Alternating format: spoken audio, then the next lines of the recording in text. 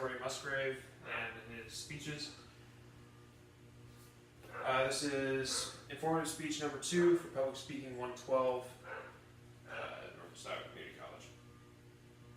So first I'll be going over the background and content of the speeches, the style he uses, and the impact that Musgrave's speeches have had. I picked Musgrave to talk about because he grew up on a farm during the Marine Corps at 18, like I did.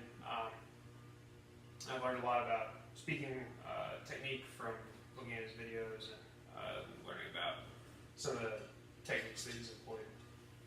So, key to Musgrave's content is his background. He had an unpredictable life that led him to where he is today.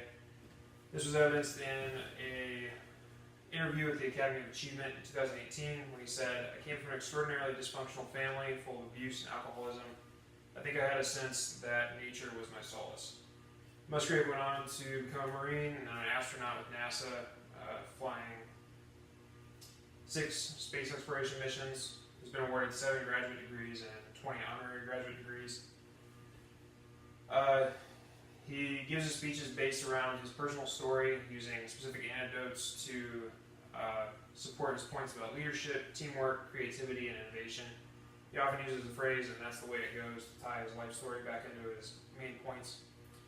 All of Musgrave's content serves his primary message, which is that there is no dictator of our future besides ourselves, and how we use our skills and experience to influence those around us. So key to Musgrave's style is a storytelling approach and a down-to-earth manner that he uses despite his diverse and elite academic background. He often seems to be going off on tangents and telling his stories, but he consistently uses effective tie-ins to ensure that every story and anecdote serves a purpose within the speech. He also uses certain non-traditional speech techniques, such as turning his back to his audience to turn attention to his visual aid, and then using movement and gestures to turn attention back to himself.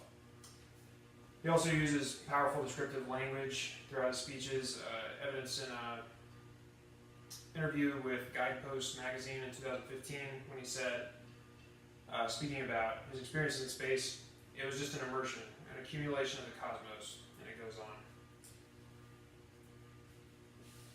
The impact of Musgrave's speeches comes largely from his genuine approach and the credibility that he brings from his personal experiences and knowledge on the topics he covers.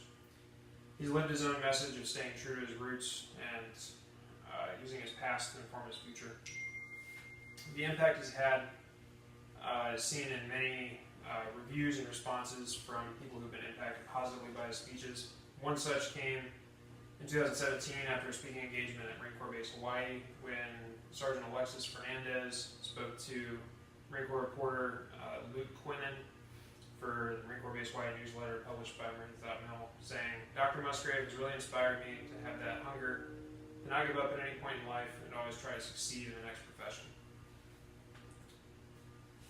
In conclusion, we went over the background and content of Musgrave's speeches, the style with which he delivers them, and the impact that they have.